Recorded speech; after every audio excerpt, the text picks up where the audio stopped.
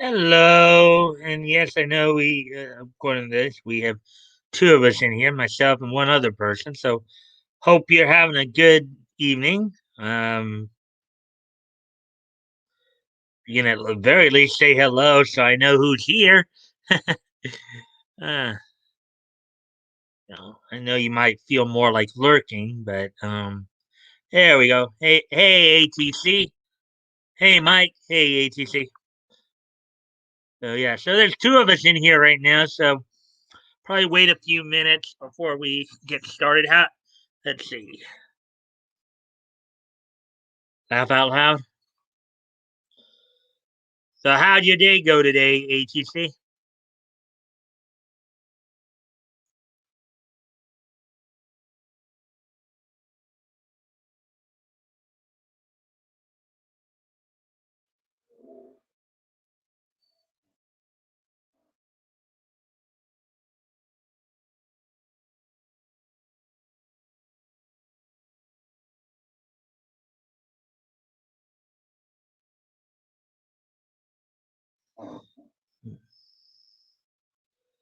It's been okay. How was yours? Well, pretty much same old, same old.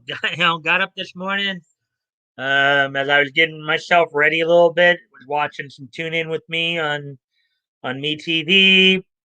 Got up, got showered, went up to the store, picked up energy drink, came home, hung out here for a while. Basically put on my Yahoo schedule, my watch schedule for the next couple weeks of my anime slash cartoons on online here. Went up to the store, picked up some lunch, um, came home, watched my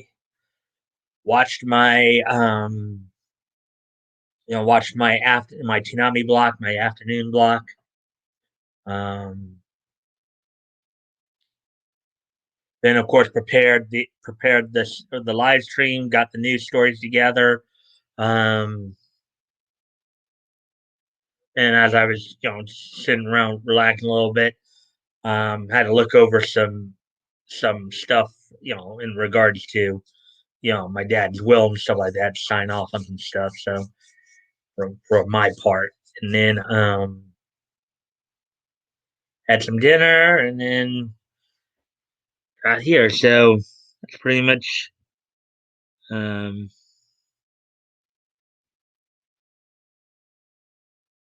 I'll be lurking tonight. All right, and I should be able to go on a little longer tonight. So hopefully we'll get more people in tonight.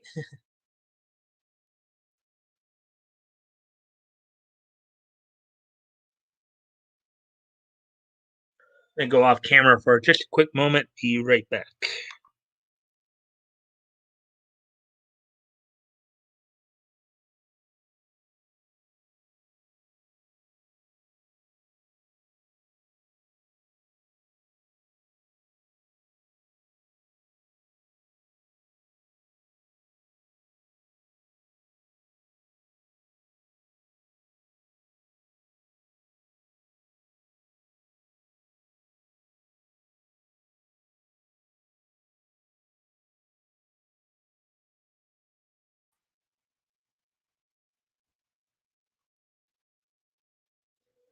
Let's see. We got four people in here. Yay, four people. Hello. I hope I hope everybody is doing good tonight. And we're back down to three. uh, let's see. We're at what? We're just coming up on 5 minutes. We'll wait a few more minutes before get going here. To the people who just came in, how'd your day go today, guys? Hopefully, your day went well. Excuse me one more time. Just got to go off camera here for a quick second. I'll be right back.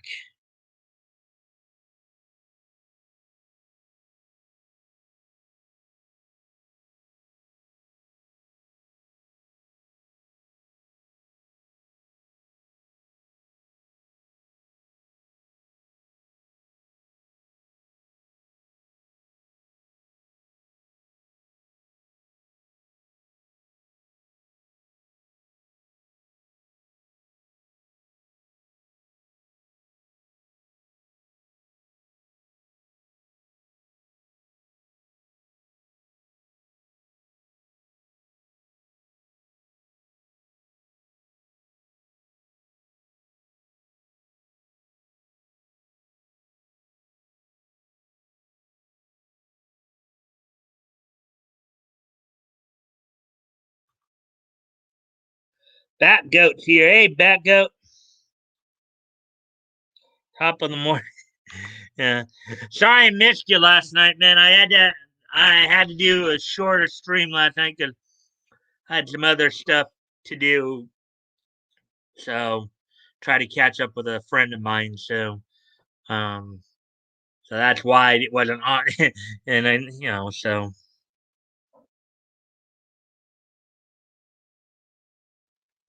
hey, Bat Goat. Let's see. I got in after stream ended last night. Yeah, and I think you and if I saw you, I think you did like at least, so that's cool. Thank you for that. Um, yeah, I was an early stream. You know, Mike had a oh, please don't jinx me action. In fact, we talked a little bit about that, and she's oh boy, not the way you put it, but you know,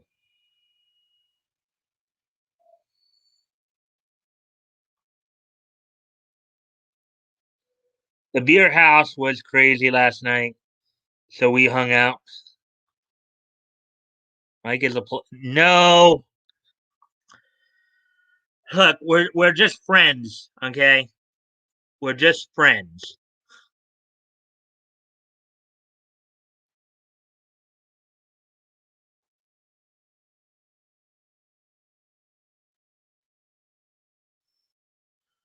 Anyways, so let's see. We have four people in here now, so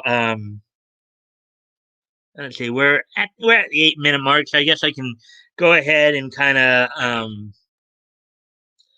I can get I can at least tell you what's up for tonight. So actually, I have seven stories tonight, all from CBR. There are like four comic related stories and three anime related stories.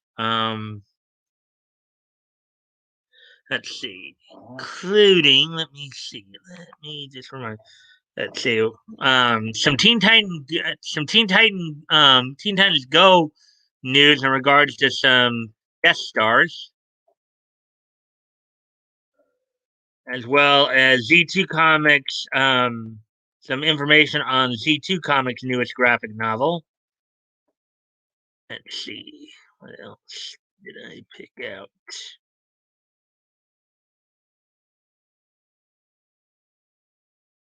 Let's see. We'll be looking. Got some news from Peter Milligan on some new aftershock titles, as well as Marvel's latest announcement. Also, on the anime side of it, some Loop on the Third news, as well as some Crunchyroll and Sentai release news. So that's all that's on tap for tonight. Let's see now.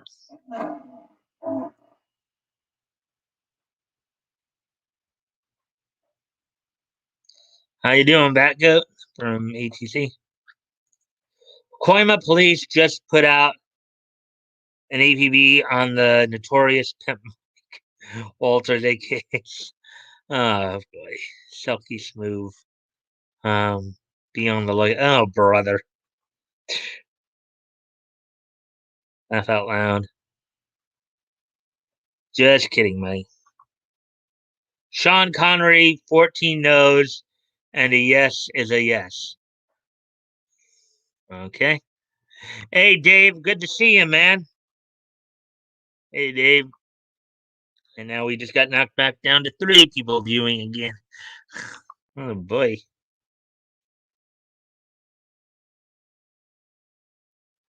Hey, everyone.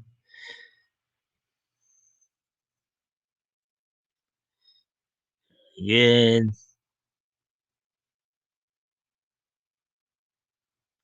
And now it should be back to normal. Hey, everyone. Hey, Dave. Yeah. So basically, let's see. Okay, so now we're at 11:03. So I guess I can go ahead and get started on the news items then.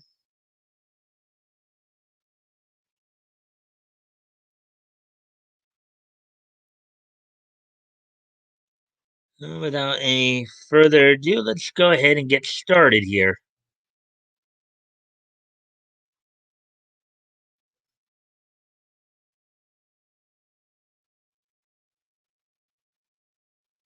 Taco Bell nachos are pretty good. Sparking,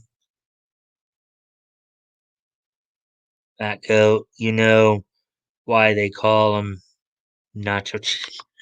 Oh boy. Anyways, okay. So, anyways, without any further ado, let's go ahead and get started here.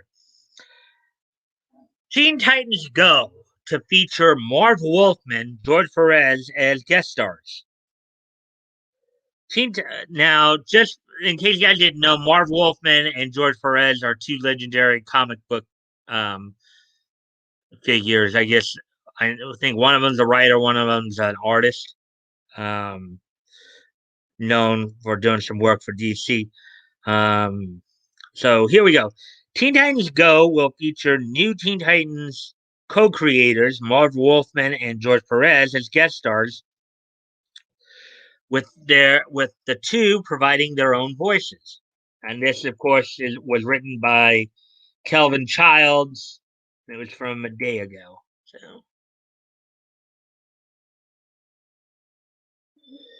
comics legend Marv Wolfman revealed that he and New Teen Titans co-creator George Perez will be guest characters on Saturday's episode of Teen Titans Go.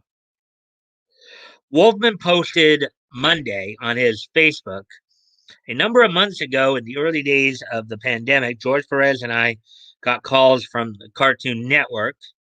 They said they wanted to do an episode of Teen Titans Go that actually featured George and me in it, playing ourselves. And if we agreed, could we do our own voice acting? We both said, absolutely yes. That's kind of a cool experience, huh?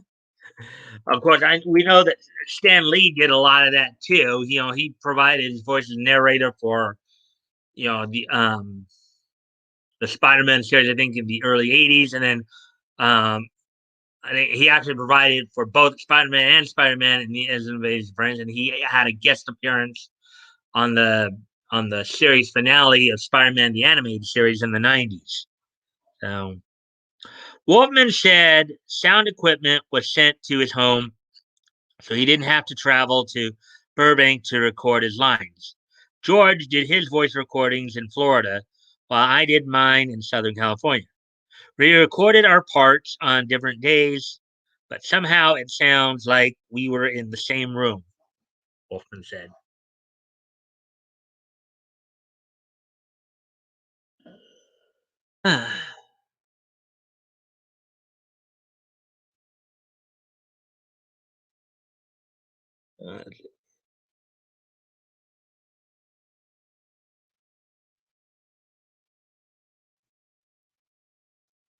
I think so, laugh out loud, because it's not cho cheese. Ha ha ha, because they're mine. Why do Avon ladies walk funny? Because they're lipstick. Okay.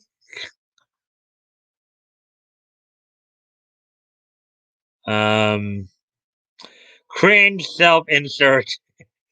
Only the most important news. Eh, laugh out loud. Anyway, so continuing on with the article here.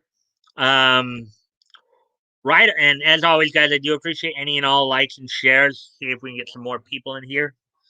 That would help. Writer Wolfman and artist Perez co-plotted, and helmed the 1980 to 86 relaunch of Teen Titans, turning it into a success and bestseller for DC. They added new characters Starfire, Raven, and Cyborg to the lineup, 80 to 86. So that was the run they had just prior to the Crisis on Infinite Earths. Probably the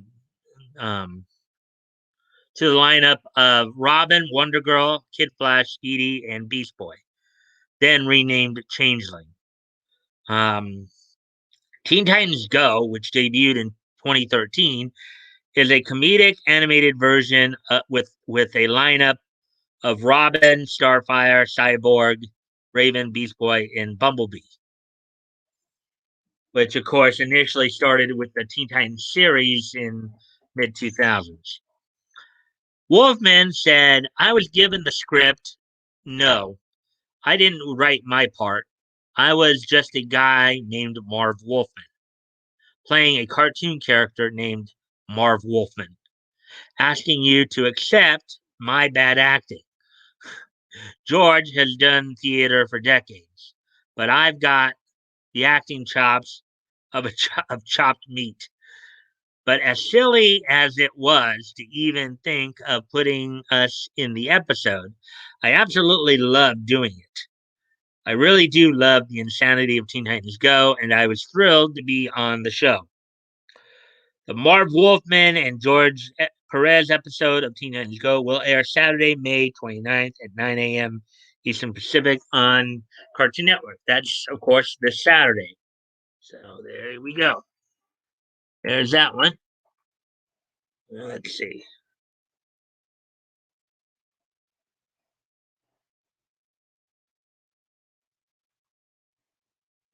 Um, so they voice people in a show I don't like.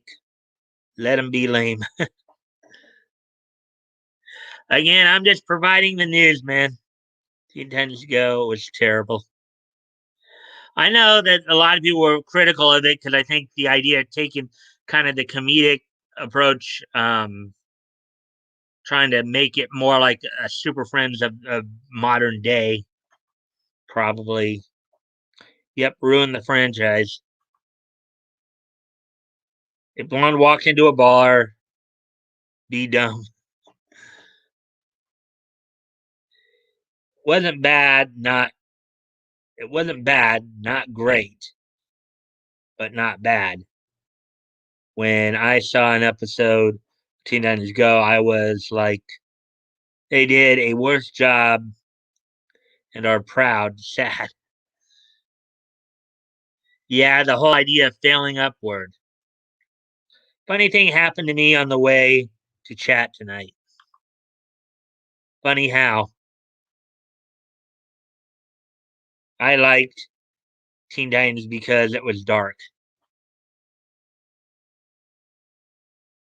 Take my wife, please.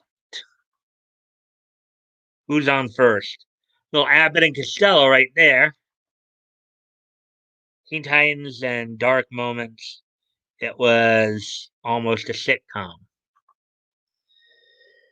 All right, then. So let's see now. Okay. So moving on to the next story here.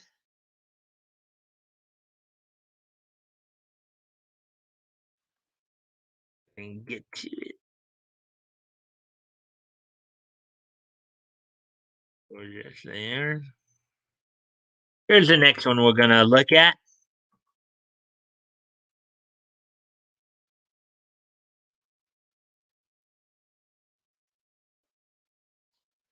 On what first back go?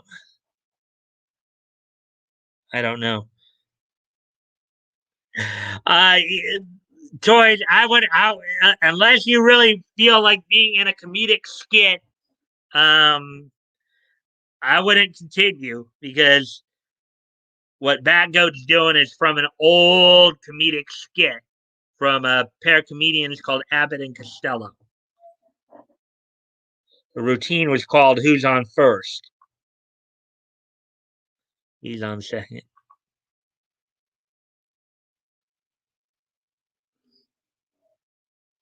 He's on third. I'll stop. Hmm.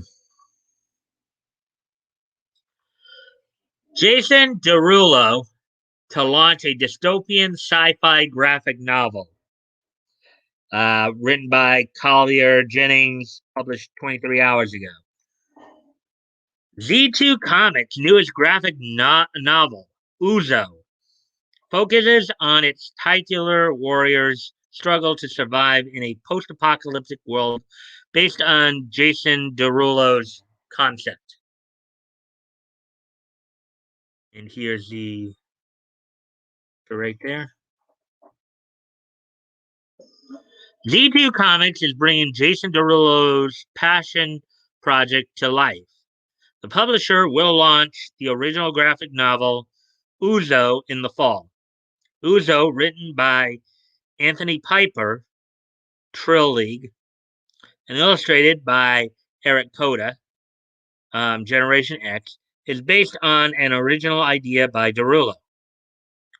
The series focuses on the titular warrior, Uzo, who fights to protect the village after a cataclysmic event plunges the planet into a new ice age.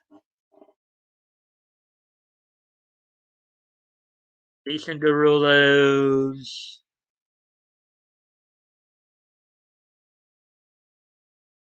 Uzo,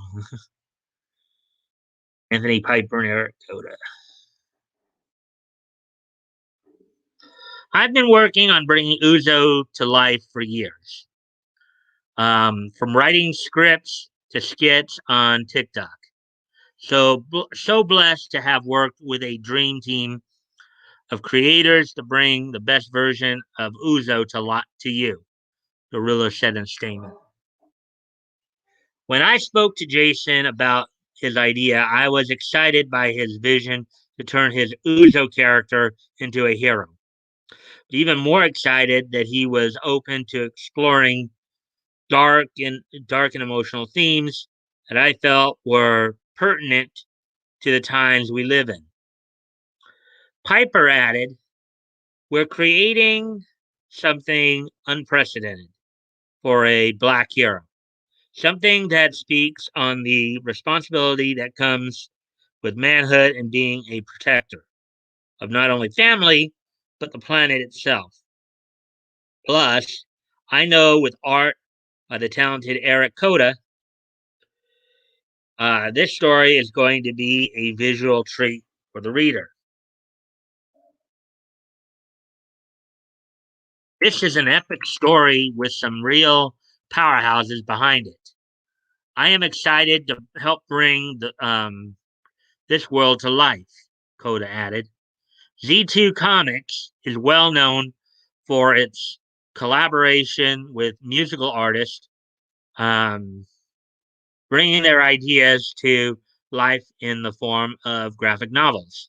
Artists, artists the publishers have collaborated with include Fallout Boy's Joe Troman and Machine Gun Kelly. In fact, I think we did read a story, what was it, a week or so ago, from another. I think it was Fallout Boy. In fact, their comic was coming out too.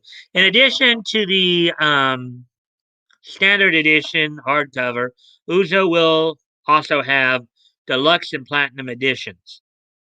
Jason Derulo's Uzo is currently available to pre-order at Z2 Comics.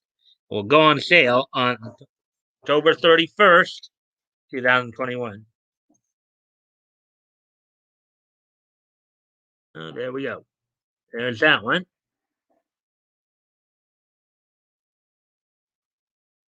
Let's see. We're at 25 minutes here. Let's see what's.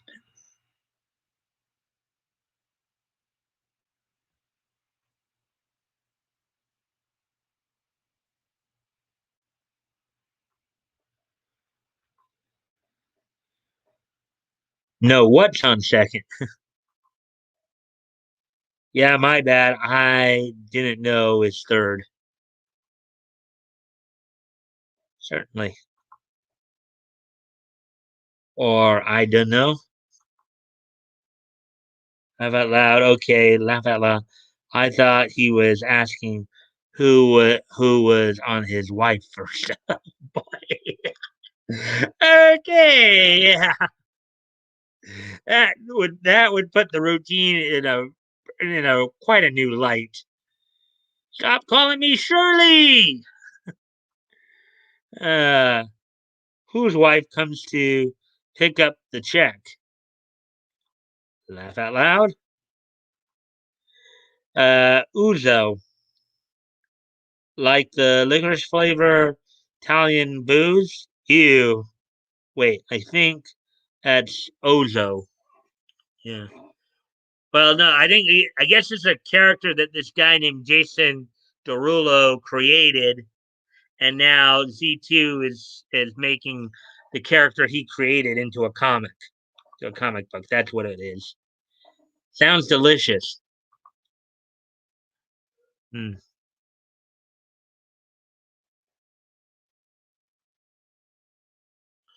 All right then. So, anyways, now we'll. Oh, I guess I overshot myself there a little bit.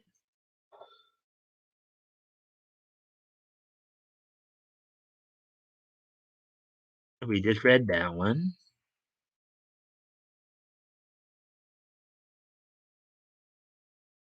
Now on to the next story as soon as I can find it.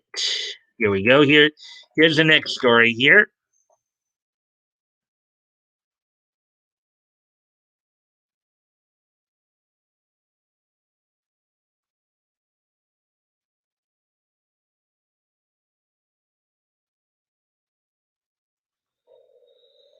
The French make one called Pernod. Super gross, laugh out loud. That is good art.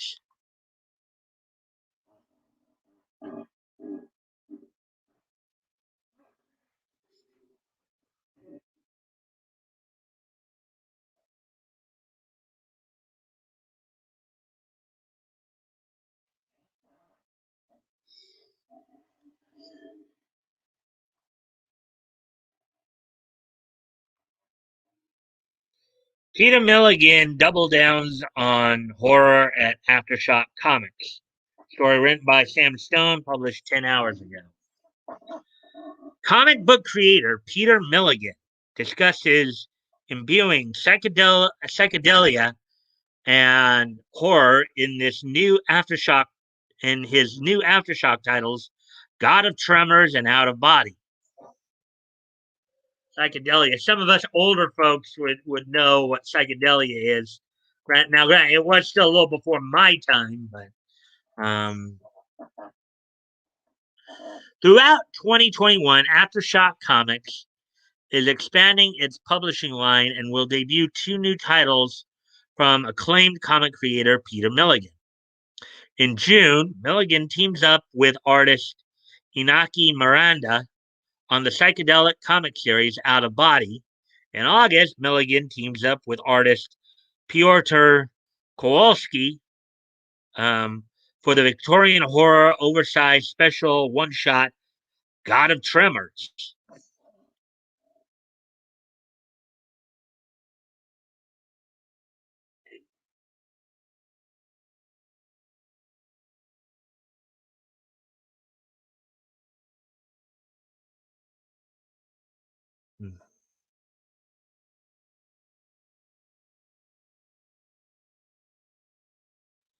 Tune in, tune on, drop out. Dr. Timothy Leary.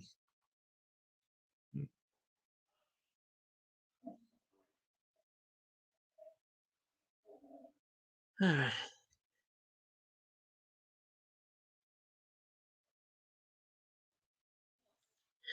an exclusive interview with CBR, Milligan discusses weaving psychedelia with occult horror in Out of Body, shares his personal connection to God of Tremors, and subverting conventional expectations of the horror genre. Aftershock also provided CBR with an unlettered preview of God of Tremors, written by Milligan, illustrated by Kowalski, and colored by Brad Simpson, and a variant cover of God of Tremors, illustrated by Michael Gaydos. There's God of Tremors, right? Peter Milligan and Piotr Kowalski.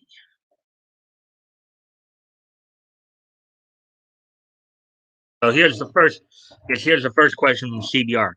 One of the things I love about Out of Body is the blend of the Western occult and effervescent psychedelia. Um, what inspired you to bring the two together with this story?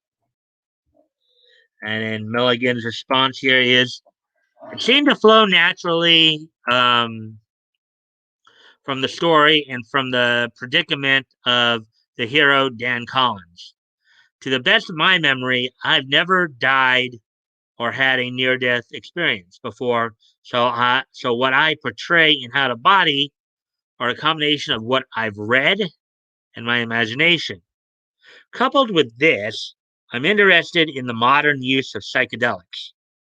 In the field of psychology, what's fascinating um, is how something that's such a quintessentially subjective occurrence, having a psychedelic experience, should be used by scientists. There seems to be an unashamed mystical quality to some of this work, the way that some psychologists are using psychedelics to help with end of life existential angst seems to dovetail perfectly with this story of a psychologist who himself was using psychedelics to treat patients, who now finds himself hovering between life and death after being attacked and left for dead outside his favorite bar.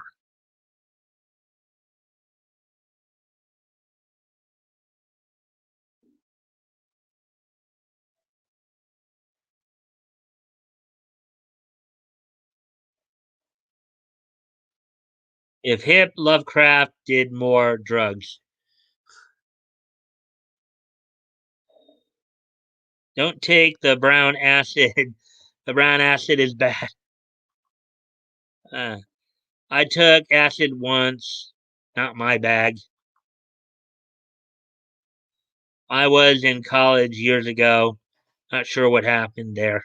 All right. So, anyways, as we continue on, let's see. Next question here from the interviewers. See if I can find the. Yeah. With this mesh of styles, how has it been developing the mind bending tale Out of Body with Inaki Miranda, Eva de la Cruz, and Sal Cipriano? Milligan. Not everyone can pull off decent psychedelic art. I've done a lot of work with the great Brendan McCarthy, who is a master at this kind of thing. So I'm probably a little spoiled here. When I saw Inaki's art, I really thought we were onto something.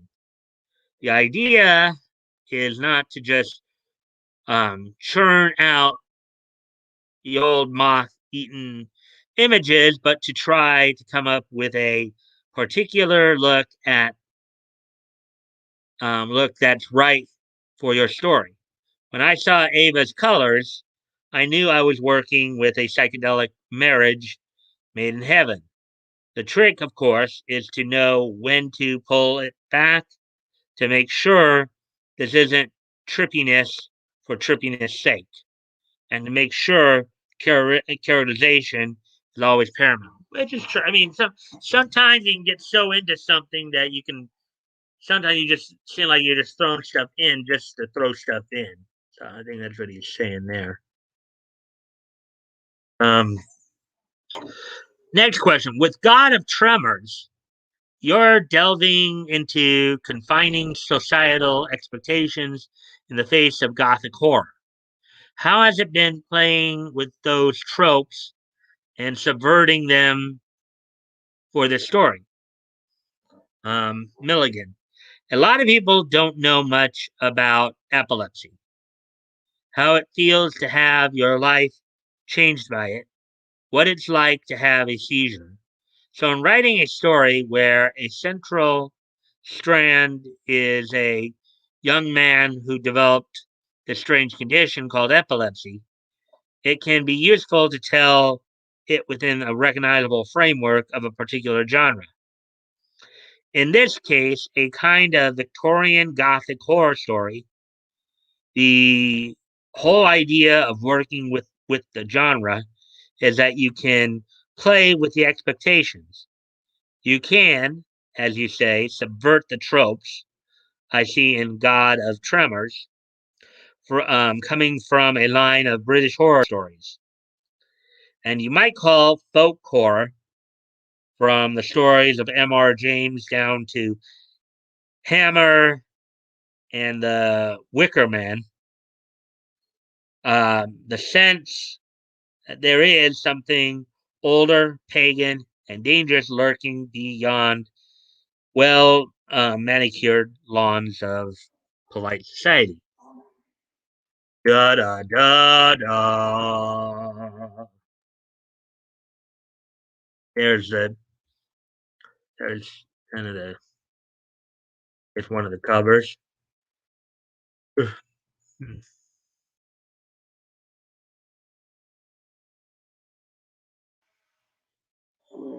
37-minute mark.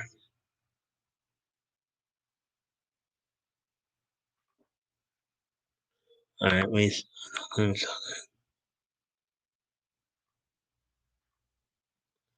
out loud. Just all of college. Huh? Yep, just that. I'm out loud.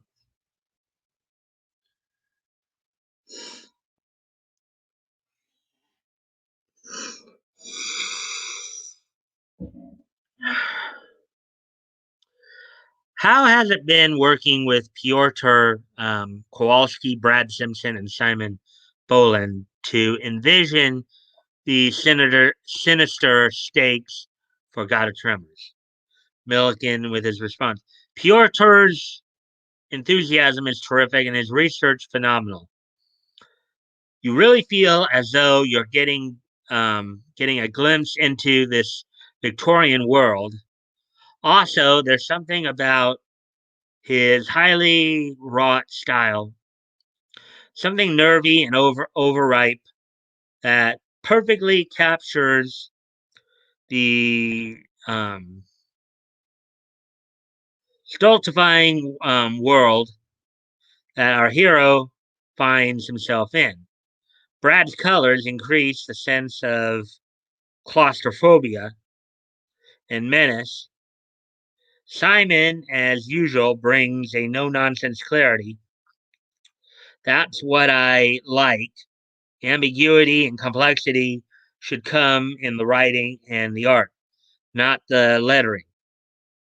Um, of course, there might be a story where ambiguity is exactly what you want and the lettering to deliver, but it's not God of Tremors.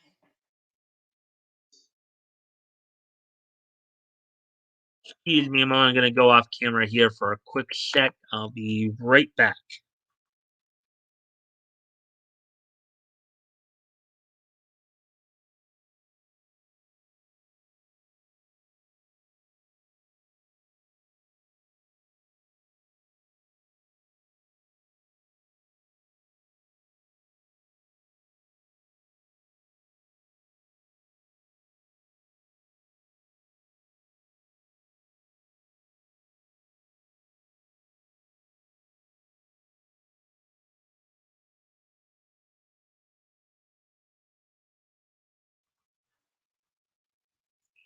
Alrighty then.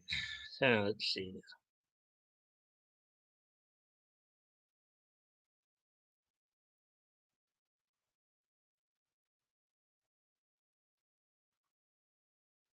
Oh, I'd love to see Rip Off Press and Underground Comics come back. Get rid of this horde style garbage, stick figures, cal arts. Think they call it. Hmm.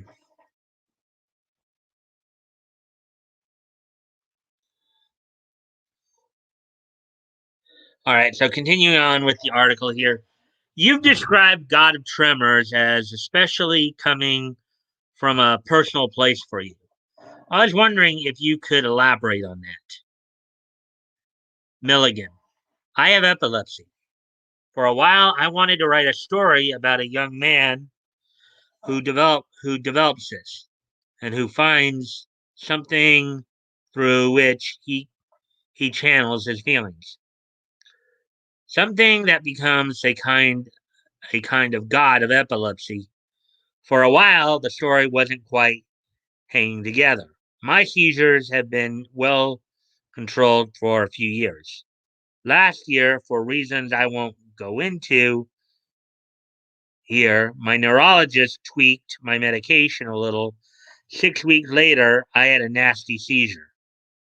This put me in hospital, mainly due to the nicely cut and blackened eye I'd given myself. Um,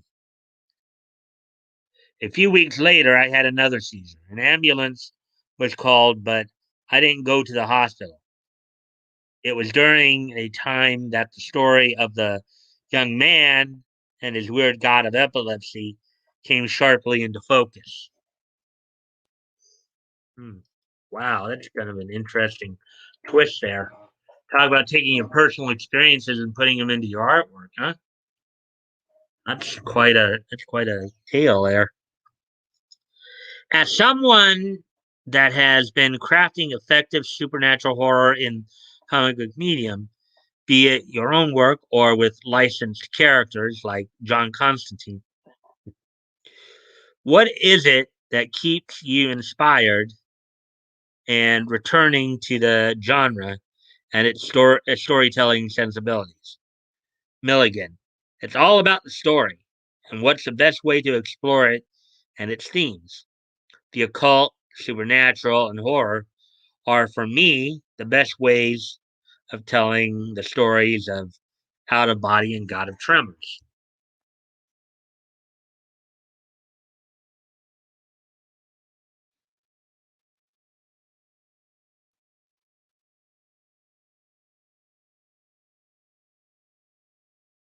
So that's more of a British toilet, I believe.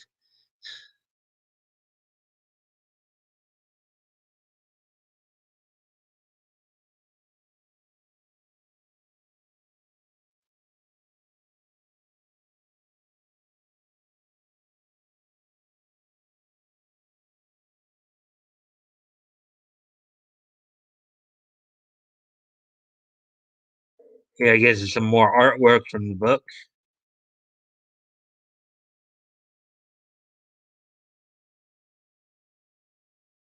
Yeah, some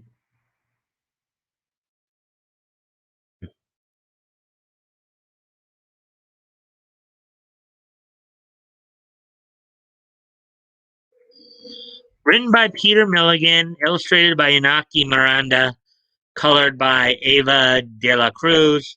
Out of Body #1 goes on sale June 2nd from Aftershock Comics. Written by Peter Milligan, illustrated by Piotr Kowalski, and colored by Brad Simpson. God of Tremors #1 goes on sale August 18th from Aftershock Comics. As they say, he doubled down on the horror genre. Let's see.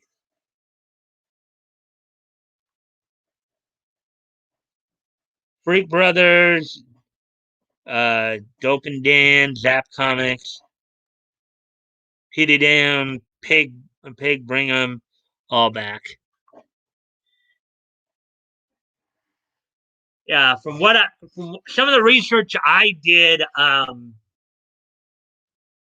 lot of those underground comics, as they used to be called, used to get sold, if I understand correctly, in like smoke shops or marijuana shops or something like that, pot shops, where they got sold a lot of times.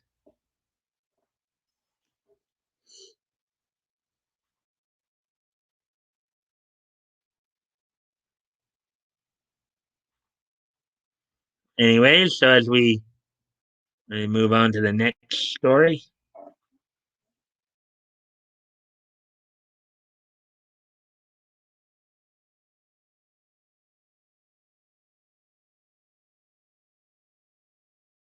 And here's the last of the. I believe this is like the last of the comic stories for tonight.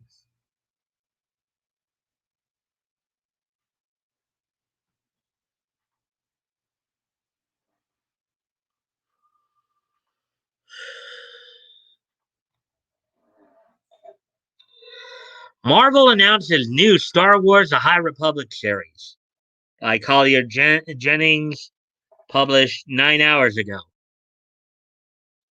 Marvel announces Star Wars: The High Republic Trail of Shadows, an all new series from Daniel Jose Older and David Wachter.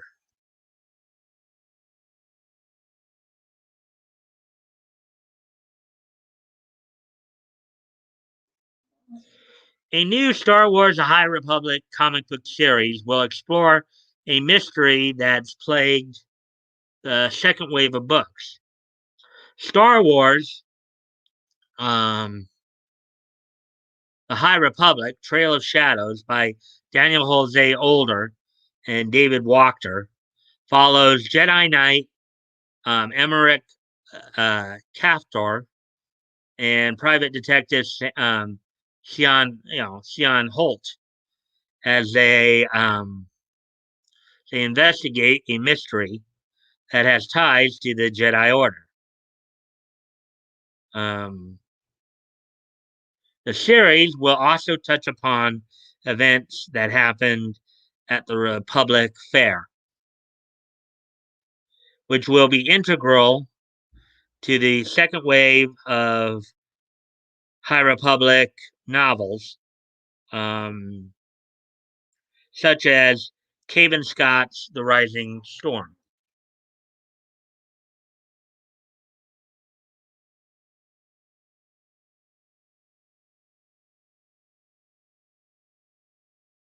Star Wars: The High Republic Trail of Shadows #1, written by Daniel Jose Older, art by David Wachter. Um, when Older Gets Older, cover by David Lopez, variant cover by Ario and Anidito and Rochelle Rosenberg.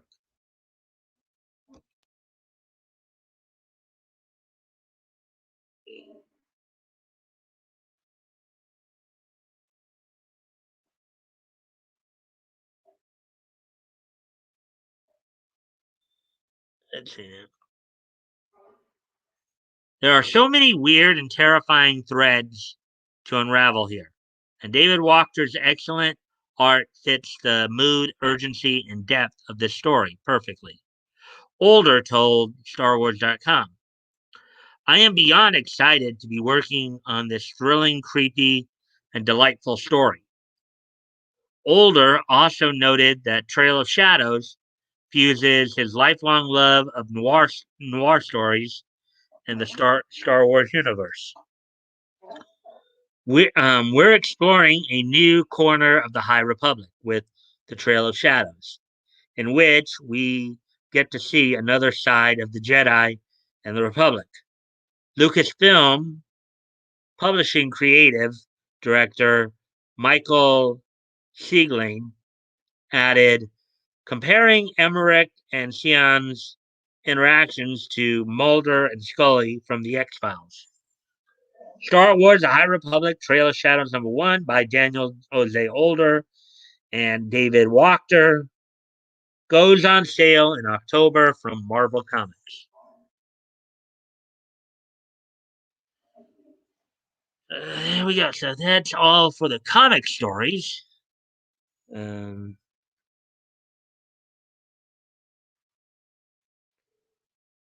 that's correct, Mike. Heidi Ho Comics in Santa Monica is where I bought all of my dope comics in the early 80s. They had a head shop. That's the term I was looking for. Heel to them. That's the term I was looking for. I knew there was a particular term for it. I just couldn't remember. What I do remember from it is that the term also meant like marijuana shop or something like that. Weed shop, but head shop. That was what I. That's the term I was looking for.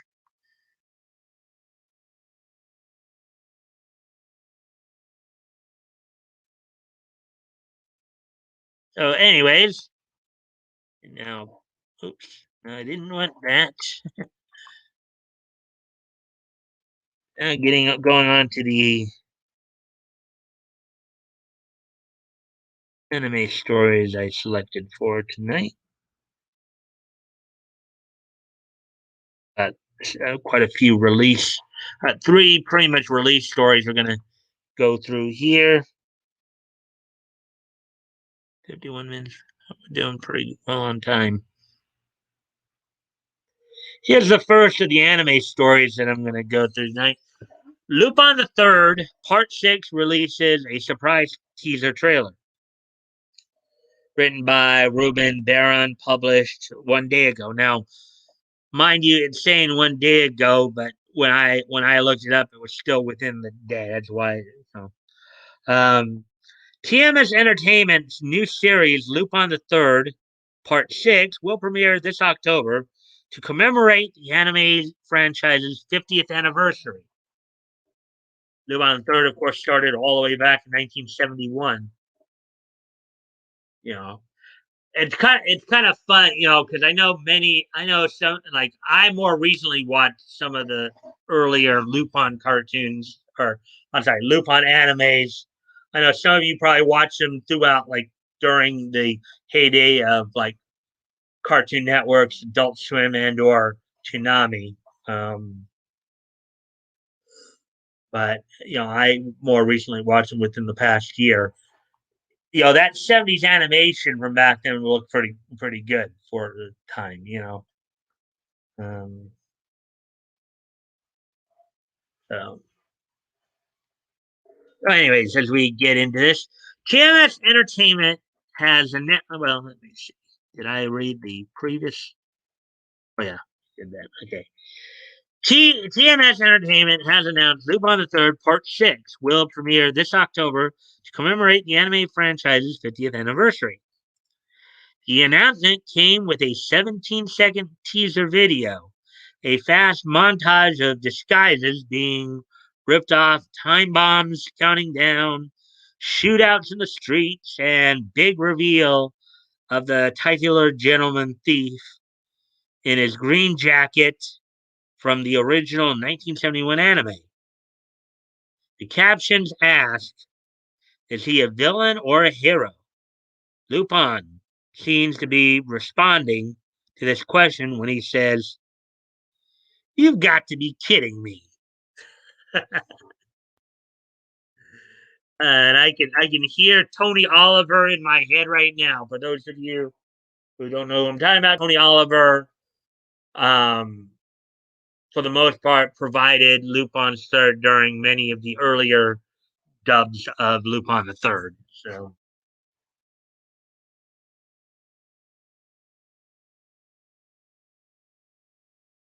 AG Suganuma will be directing the anime, with Takahiro Okura in charge of script supervision. Both have some previous experience working with the Lupin Third character, with Suganama um, serving as a unit director and animator on the 2019 Lupin the Third Prison of the Past special, and Okura writing episode 17 of Lupin the Third Part 5. TMS Entertainment also released a poster for the new series, sharing the same villain or hero tagline as the trailer to go with the announcement.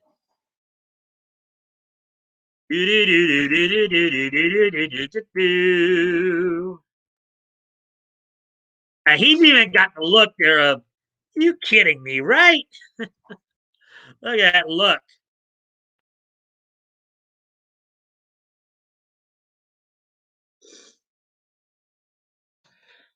Since the release of the original 1967 manga by Monkey Punch, um, which was itself an unofficial spin off of Maurice Leblanc's classic Arsène Lupin books. Lupin the Third has been adapted into 5 mainline TV series, plus the darker prequel series Lupin the Third, The Woman Called Fujiko Mine. Yeah, that was a pretty dark one. Of course, that one was dubbed by Funimation.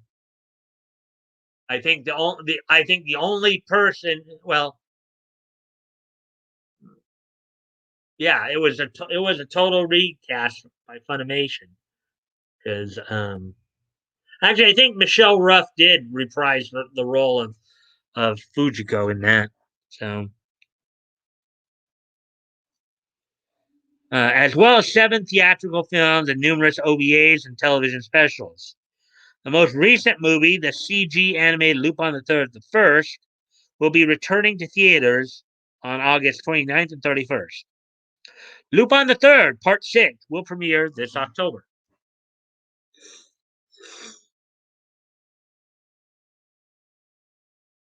There we go with that one. Leto's here.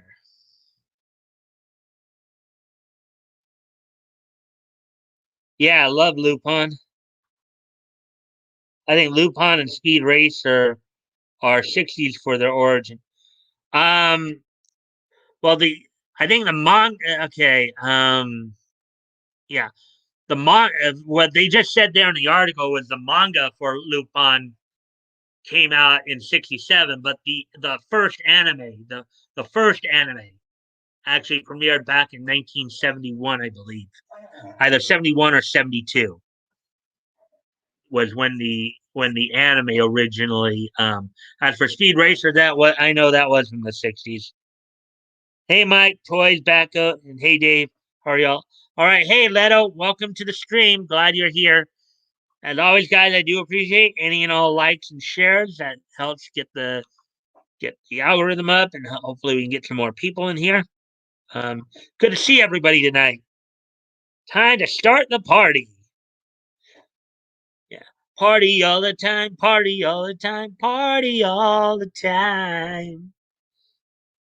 Anyways, as we prepare to move on to the next story here, here's the next one we're going to be covering. Crunchyroll and Sentai Filmworks announced new anime home video releases. Written by Lydia Levecki, published one day ago. From Haikyuu to My Next Life as a Villainess, several anime series are coming to home video via the partnership of Crunchyroll and Sentai Filmworks. And I'm currently watching the Haikyuu series. I just last night finished season 2, and we'll be starting season 3 tonight as part of my lineup. It's a very cool anime. Guys haven't checked it out, I would recommend you guys check it out. It's a pretty fun anime. I mean, it's a sports anime. It's kind of your classic sports anime that focuses kind of on an underdog character. The redhead right there is the underdog character, kind of a short volleyball player who has incredible athleticism. So, guys might want to check it out if you have the opportunity to do so. And the soundtrack's not bad either. The opening and closing music is not bad either. It's pretty good. Crunchyroll and Sentai Filmworks are once again teaming up to bring several anime series to home video. Anime streaming service Crunchyroll announced that its continued partnership with anime licensing company Sentai Filmworks would bring several more popular anime series to home video. The announced slate of anime includes hit series like Haikyuu to the top, Keep Your Hands Off Izoken, and My Life as a Villainess. My Life as a Villainess, All Routes Lead to Doom, as well as Crunchyroll original anime Nobilis and Onyx Equinox. Crunchyroll confirmed that these series will all be available in the United States and Canada in some combination on DVD, Blu ray, and digital download releases, and will include a mix of subtitled and English dubbed content.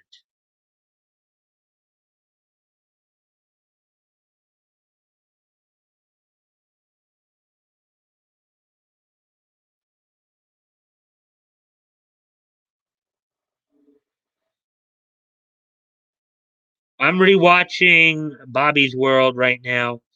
I'm either going to do Santo Bagito next or maybe reboot. Maybe Mutant Busters. Bobby's World was great, laugh out loud. Yeah, that's another one that where premise focusing on, you know, that was Howie Mandel's creation too. Basically taking a very good look at the world of a 5-year-old. That was a good cartoon. That go I could see you watching that with your grandson. That sounds like a cartoon right up the old granddad grandkid watch experience. Yeah, Bobby's World is great with all the imagination things he does. It's almost pre Family Guy. Hmm.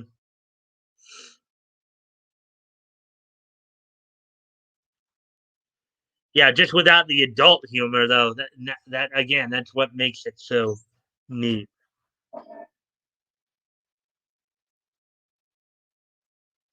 See, the full slate of anime, which will receive home video releases, include the fourth season of the popular volleyball anime Haikyuu, one I was just talking about, the isekai anime I'm Standing on a Million Lives, and My Next Life as a Villainess, All Routes Lead to Doom, critically acclaimed and barrier breaking Keep Your Hands Off Izokin, the comedy fantasy series Monster Girl Doctor, the romantic drama Rent a Girlfriend, the rom com romantic comedy science. Yeah, I think I read. I think I read a similar story here, maybe a week or so ago on Bounding into Comics. Um, the romantic comedy Science Fell in Love, so I tried to prove it. The fantasy slice of life Somali and the Forest Spirit, and Crunchyroll originals Nobilis and Onyx Equinox.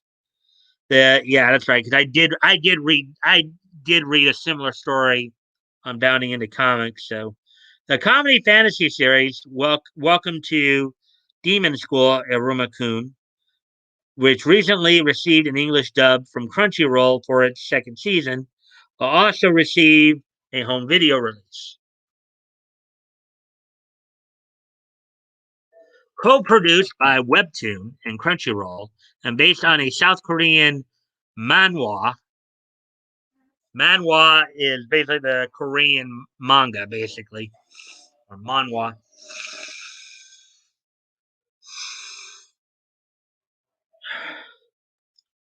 Nobilis joins Onyx Equinox, a Mexican American original animated series, as a representation of how international the anime industry is becoming, partly due to Crunchyroll's recent ventures and influence. One of the most successful manhwa, Nobilis, offers a unique take on the story of Frankenstein, as well as the traditional vampire narrative. Onyx Equinox further diversifies animated series' typical subject matter, telling a story within a framework of the Mesoamerican mythology that will pit a mortal slave against the god of the underworld. Before I read this, let's take this last paragraph. I'm going to step away for just a quick moment. Be right back.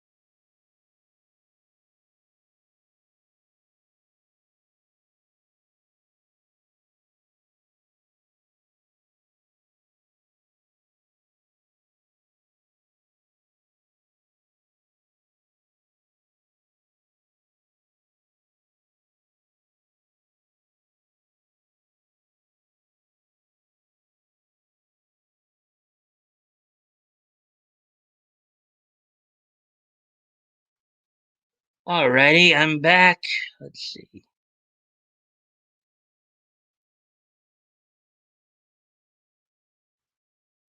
Yeah. Well, they sneak in some adult things. I should write things down as I watch. All right, gentlemen, I'll be listening to the show while I'm driving, so make it a good show. Yeah, well, thanks for being here. I drive safe, homie. Mm-hmm.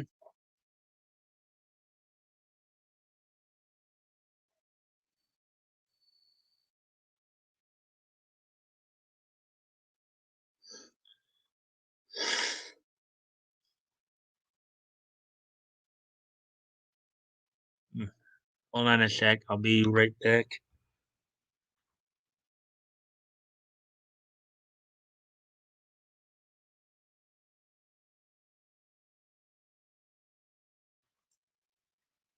Had to do something real quick there. Sorry.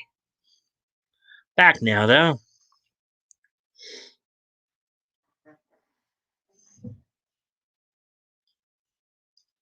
Crunchyroll and Sentai Filmwork previously announced a partnership and intent to bring anime to home video at last year's virtual Crunchyroll Expo, where they revealed Food Wars: The Fourth Plate, Ascendance of a Bookworm, Grand Belm, um, and World Trigger would be distributed on home video. Blu-rays of those four titles are all currently available for sale on Sentai's film website. Sentai Filmworks also recently announced it had acquired the rights to distribute 2019's acclaimed historical um, anime series Vinland Saga for home video, both a standard and collector's edition of Vinland Saga are scheduled to release sometime this summer. Oh, there we go with that one.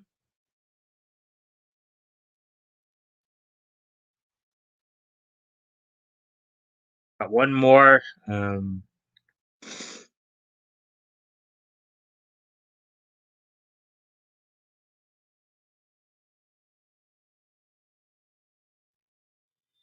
And before I get to this last one, I'm going to step away one more time here.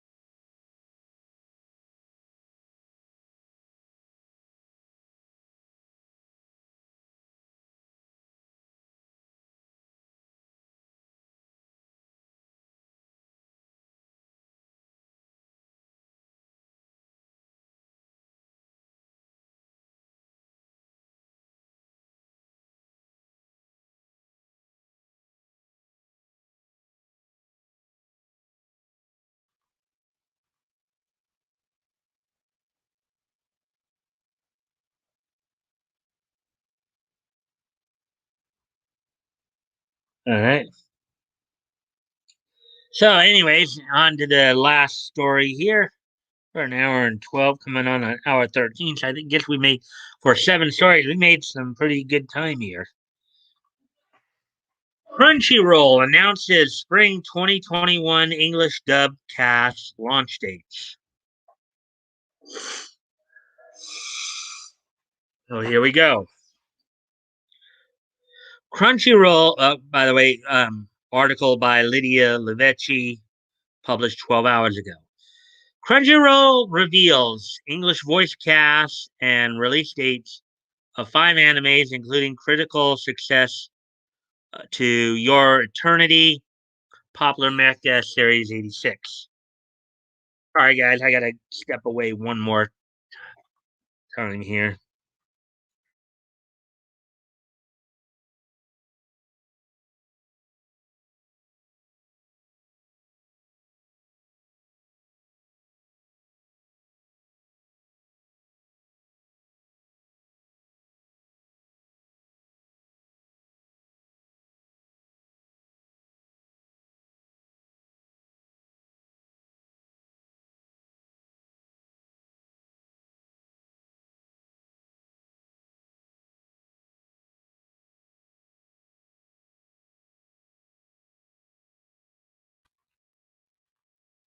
Alrighty then. So, anyways, back to the article here.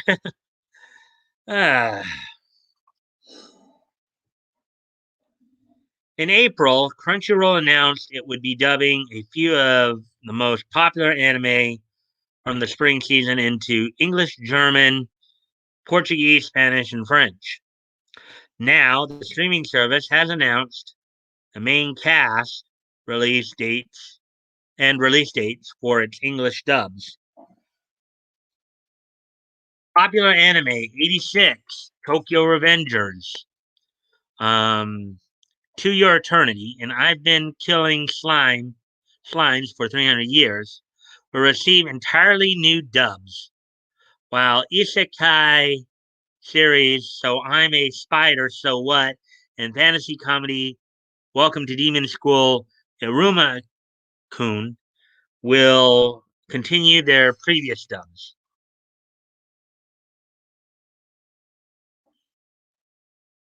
Tokyo Revengers story of the reclusive 26-year-old Takemichi Hanagaki's quest to go back in time and immerse himself within the brutal Tokyo Manji gang in order to prevent the murder of his middle school girlfriend has become a smash hit, with the recent anime adaptation inspiring a 670% increase in the original manga sales. Its English dub will star AJ Beckles, the voice of Shiki in Kimono Jihen, as protagonist Takamichi. Alexis Alexis Lee, Demon Slayer and Rent a Girlfriend and Astral Chain, as Tokyo Majin Gang leader Mikey. So, so I can already tell you guys that that one is going to be dubbed in L.A. That one, those are the L.A. voice actors, and Sean Shiplock, regarding Zero, Noblesse, Legend of Zelda, Breath of the Wild, as Drake, Mikey's friend and second in command. The first episode of the dub will launch May 29th, which is this Saturday. I've Been Killing Slime for 300 Years is a lighthearted subversion of the typical isekai anime that follows the invincible witch Azusa's often thwarted attempts to live a peaceful, stress free life.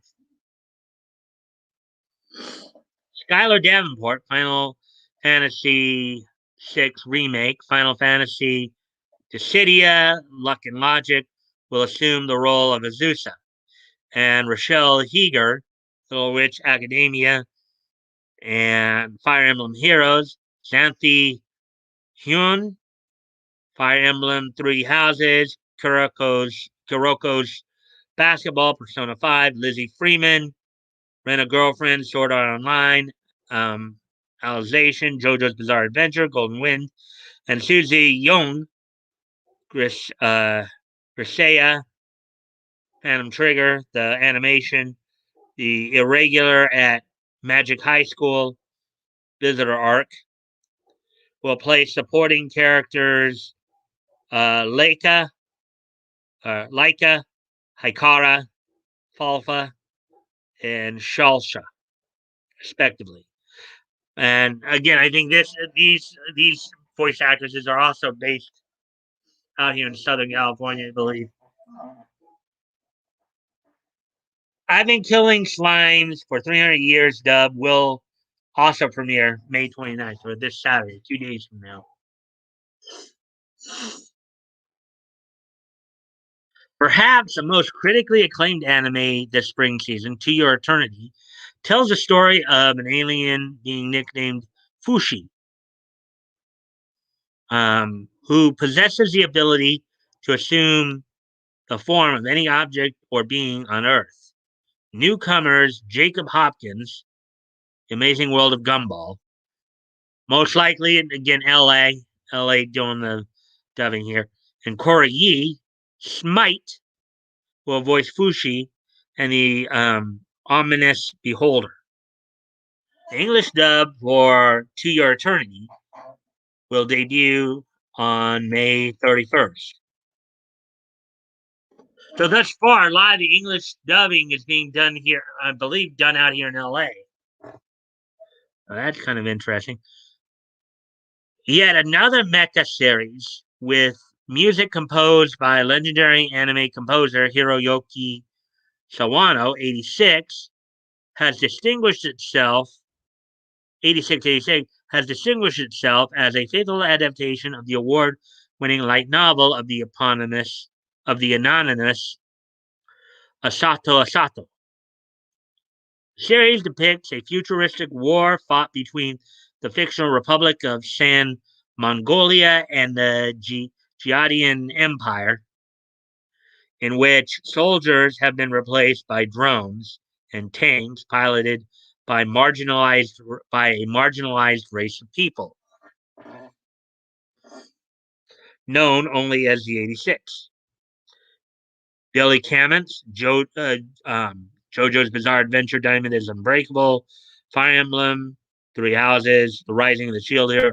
So again, LA-based voice actors and actresses, has been cast as 86 Spearhead Squad leader Shine Nozen.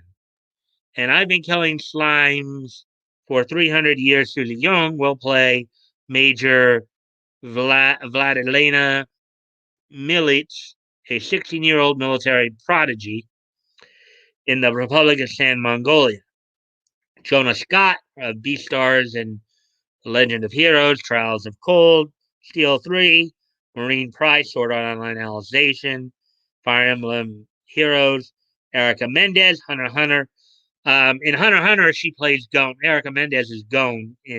That's the 2011. That's the dub. That's what they're talking about there is the dub of the 2011 series, which the dub cast is entirely different from the 1999 series. And Konosuba, Casey Mongilo, Neon Genesis Evangelion, Mob Psycho. I guess it's supposed to be Mob Psycho 100, and Alejandro Saab, Fire Emblem Three Houses, Horimiya, will fill out the supporting cast as Spearhead Squad members Raiden, Anju, Karina, Theodo, and Dea, respectively. Episode 1 of 8686 will premiere June 19th. About 3 weeks from this Saturday.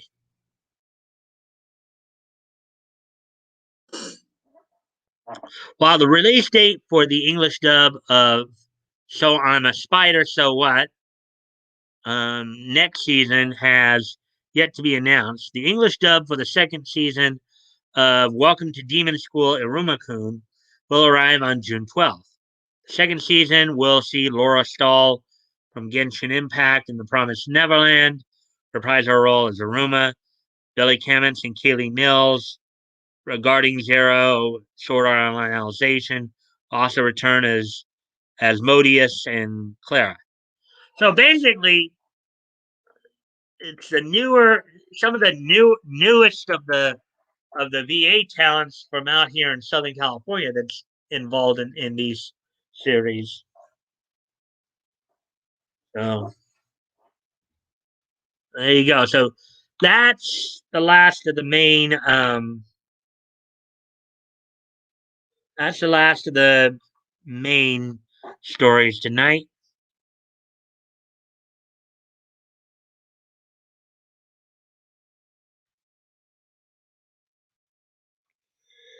All right, so things got quiet there, huh? So now we're at an hour and 23 minutes there.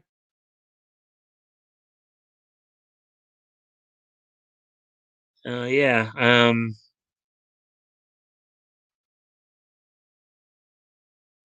and close that out because we're pretty much done with that. Let's see. So we're coming up on an hour and a half now. So how you guys doing out there? I know apparently there hasn't been much conversation. I know Toy said he was lurking, but I haven't heard anything back, Goat, or and I know Leto's driving. So how you guys doing out there?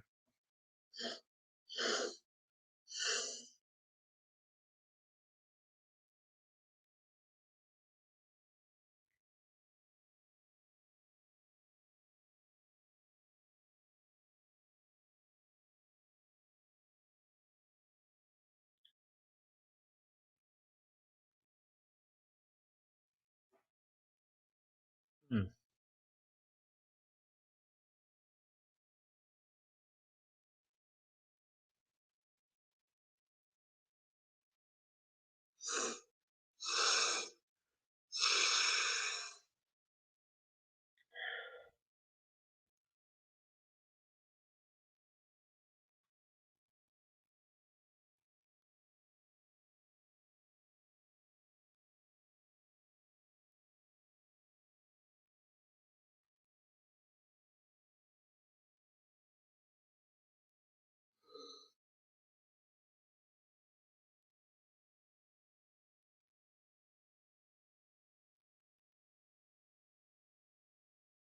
Hmm.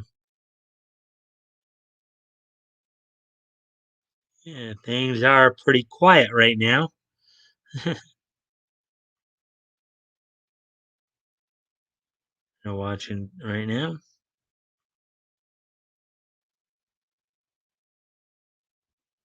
Everybody doing okay still?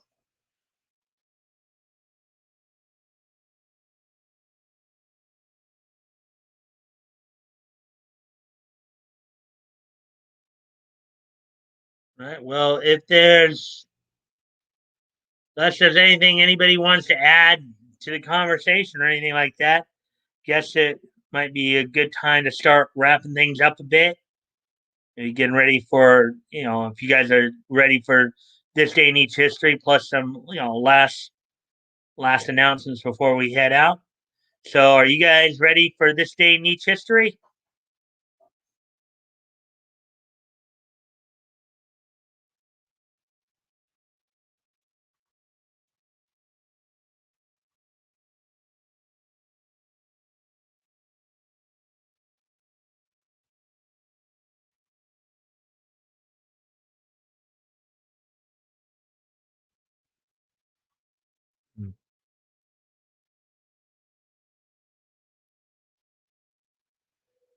All right. So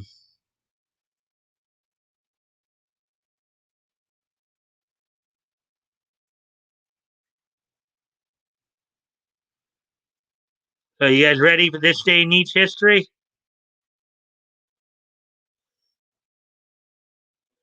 We prepare to close out the night here.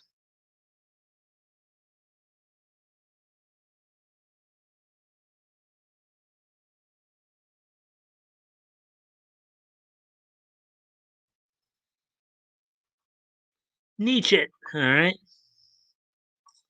So, without any further ado, today is Thursday, May 27th, 2021. Um, So let's take a look back at this day in Nietzsche history. And we do have actually all four categories tonight. Uh, um, so first off, we're going to head back 20 years ago today. On this date, 20 years ago today, the animated show, the Cartoon Network's Mike, Luke, and Og would finish its run on this date 20 years ago. This date back in 2001, 20 years ago today. Cartoon Network cartoon show Mike, Luke, and Og, or Mike, Lou, and Og would finish its run on this date in 2001, 20 years ago today. So, also, in a bit of kind of some sad news, Woody probably would be the only one who would have even heard of this guy, possibly. But on this day in 2006, 15 years ago, they professional wrestler Bull Ramos passed away at the age of 68. Bull Ramos was primarily known for his work in the Pacific Northwest and Western Texas territories in the old NWA, being a four-time Pacific Northwest heavyweight champion, having feuds with the likes of Bruno Sammartino, Dutch Savage, Jimmy Snuka, Terry Funk, and Mil Mascaras throughout his career. So on this date, 15 years ago, today in 2006, Bull Ramos would pass away at the age of 68. So, anyways, moving on to the next piece of Nietzsche history.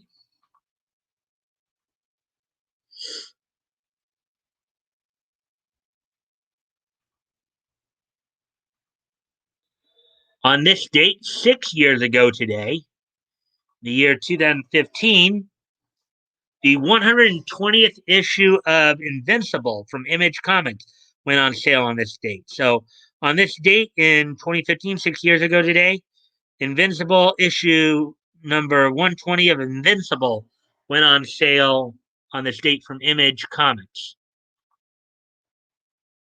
Um, there's that. And finally, last piece of Nietzsche history tonight.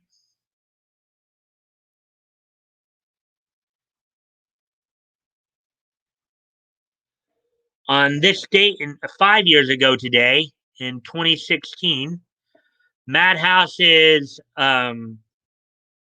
the sixth OVA from Madhouse's One Punch Man, the murder case that is too impossible, was released um, as part of the sixth volume of the One Punch Man home video release. So on this date, 5 years ago today, the sixth OVA of Madhouse's One Punch Man was released as part of the sixth volume of the One Punch Man home video release. There you go. That's all that happened on this day in Nietzsche history. I thank you guys for being here.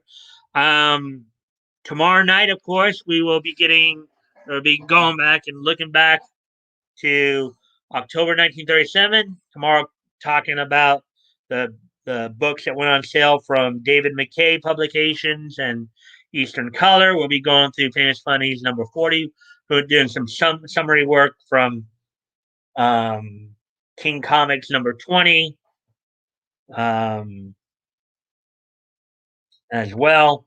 And also, don't forget, Monday we will be doing open mic night. Um,